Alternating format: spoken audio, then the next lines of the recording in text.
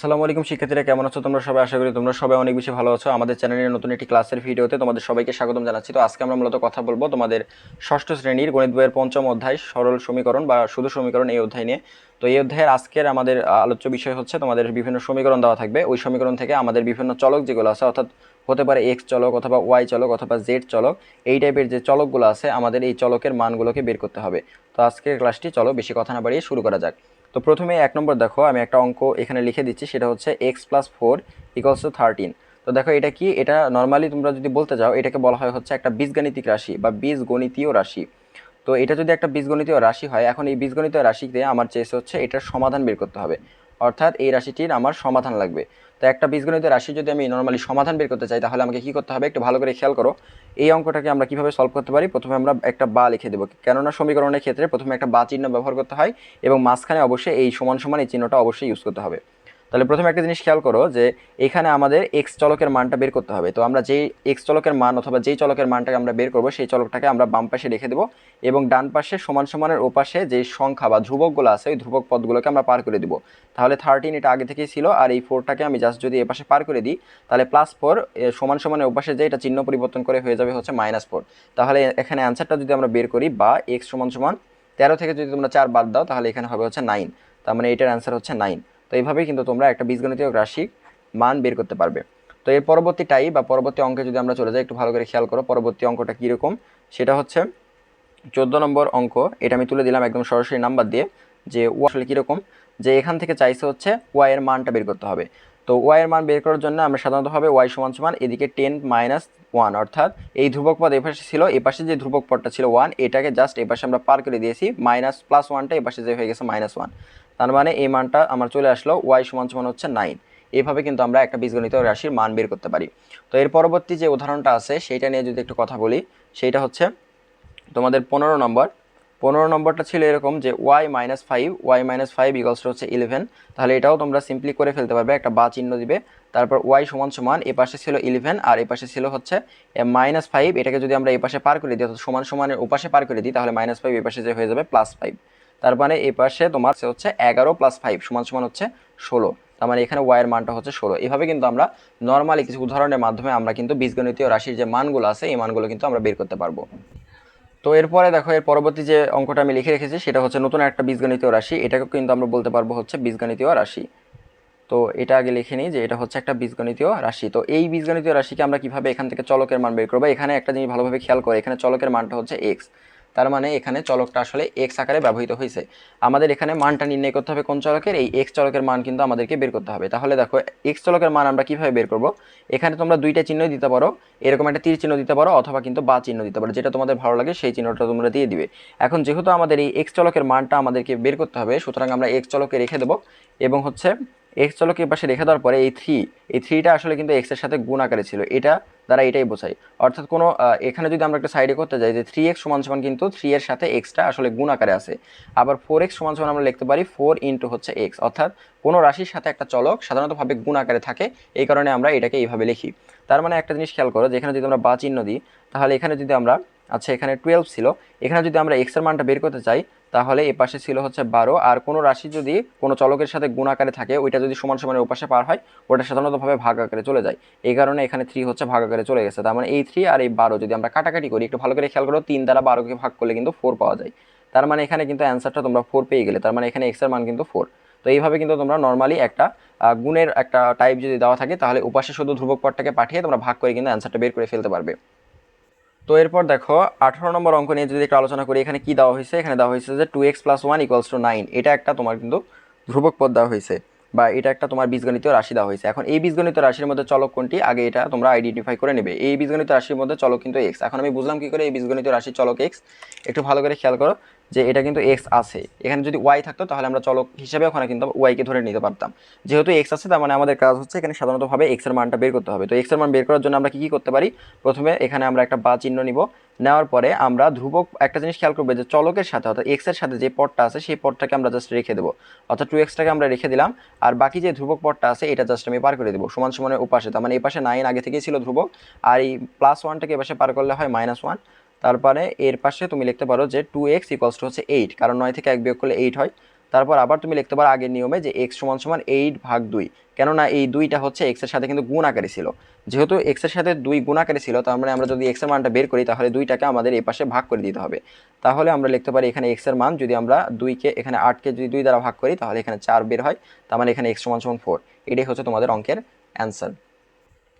এরপর কথা বলবো তোমাদের 19 নম্বর যে ম্যাথটা আছে এই ম্যাথ নিয়ে। একটা জিনিস ভালোভাবে খেয়াল করো, 19 নম্বর ম্যাথে আসলে কি বলা হয়েছে। 19 নম্বর ম্যাথে বলা হয়েছে যে এটাও একটা বীজগণিত রাশি এবং এই বীজগণিত রাশির চলক হচ্ছে x এবং এই x এর মানটা আমাকে বের করতে হবে।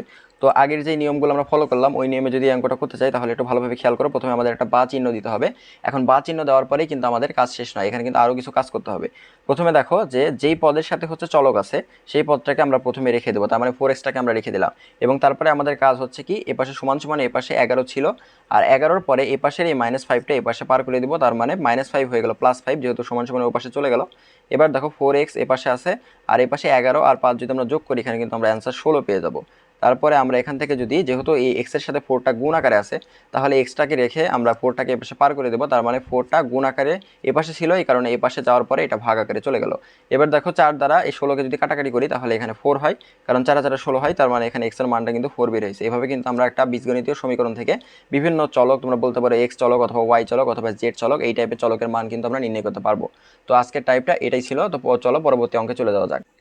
তো পরবর্তী টাইপ বা পরবর্তী ম্যাথে যদি চলে যাই তাহলে একটু ভালো করে খেয়াল করো, এখানেও কিন্তু এই একই রকমভাবে বীজগণিতীয় রাশি দেওয়া হয়েছে এবং এই বীজগণিতীয় রাশিতেও কিন্তু চলক আসলে x আছে। তার মানে এই বীজগণিতীয় রাশির চলকটাকে আসলে x, তার মানে আমাদের x এর মানটাকে কিন্তু বের করতে হবে বা এই ভ্যালুটাকে কিন্তু আমাদের বের করতে হবে। তো আমরা প্রথমে কি করতে পারি, প্রথমে আমরা একটা বা চিহ্ন দিতে পারি, তারপর চলকের সাথে যেই পদটা আছে অর্থাৎ 3x এটাকে আমরা রেখে বাদ বাকিটাকে ওপাশে আমরা পার করে দেবো। তাহলে 17 -5 এপাশে পার হয়ে গেলে হয়ে যাবে হচ্ছে +5। এবার একটা জিনিস খেয়াল করো যে 17-র সাথে যদি আমরা হচ্ছে 5 যোগ করি তাহলে আসলে কত হয়। 17-এর সাথে যদি আমরা 5 যোগ করি তাহলে কিন্তু হয় হচ্ছে আমাদের অ্যান্সার 22। তারপরে যদি আমরা এখান থেকে x এর মানটা বের করি তাহলে x এর মান বের করলে এখানে হবে হচ্ছে উপরে 22 এবং নিচে হচ্ছে 3। এটাই হচ্ছে কিন্তু আমার অঙ্কের অ্যান্সার, কেননা 22-কে 3 দ্বারা কোনোভাবেই কাটাকাটি করা যায় না বা ভাগ করা যায় না। তার মানে এখানে অঙ্কের অ্যান্সার হচ্ছে এই 22/3। তার মানে এখানে আমরা অতএব দিয়ে দেখতে পারি যে x = উপরে 22 এবং নিচে হচ্ছে 3। তো এরপর দেখো নতুন একটা টাইপ, নতুন একটা অঙ্ক নিয়ে চলে এসেছি। এটা হচ্ছে নতুন একটা বীজগণিতীয় রাশি। এই রাশিতে কিন্তু অঙ্কটা একটু সাধারণতভাবে বড়, ছোট অঙ্ক না। কেননা একটা জিনিস খেয়াল করে, এখানে কিন্তু চলক x আছে, ঠিক আছে, এই অঙ্কের মধ্যে কিন্তু চলক x, কিন্তু এই অঙ্কের মধ্যে কিন্তু 2টা চলকালা পদ আছে। এটা হচ্ছে প্রথম পদ এবং এটা হলো দ্বিতীয় পদ। তো এটা যদি প্রথম পদ হয় এবং এটা যদি দ্বিতীয় পদ হয় তাহলে এই টাইপের অঙ্কগুলোকে আমরা কীভাবে সলভ করতে পারি একটু ভালোভাবে খেয়াল করো। প্রথমে দেখো যে আমাদের কাজ হচ্ছে এক্সালা পদ যেগুলো আছে সেইগুলো পদকে আমাদের এক জায়গায় নিয়ে আসতে হবে এবং ধ্রুবক পদ যেগুলো আছে ওগুলো পদকে আমাদের এক জায়গায় নিয়ে যেতে হবে। তার মানে আমরা প্রথমে লিখতে পারি এখানে 7x, আর এই পাশে যে এক্সটা আছে ওই এক্সটাকে এই পাশে পার করে দেবো। তাহলে এই এক্সের আগে কোনো চিহ্ন ছিল না বলে এটাকে আমরা মনে মনে কিন্তু ধরে নিতে পারি যে এক্সের আগে একটা প্লাস চিহ্ন আছে।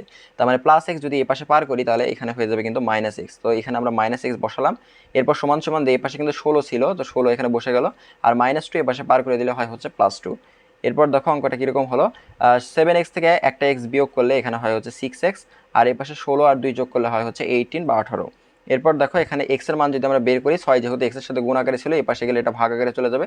এবার 6 দ্বারা 18কে কাটাকাটি যদি আমরা করি তাহলে অ্যান্সারটা 3 বের হয়। তাহলে একটা জিনিস খেয়াল করে, এখানে x এর মান কিন্তু বের হলো 3। তো এটাই হচ্ছে আমাদের অঙ্কের অ্যান্সার। অতএব এখানে তোমরা লিখতে পারো যে অতএব x = কিন্তু 3। তো এটাই হচ্ছে অঙ্কের আমাদের অ্যান্সার।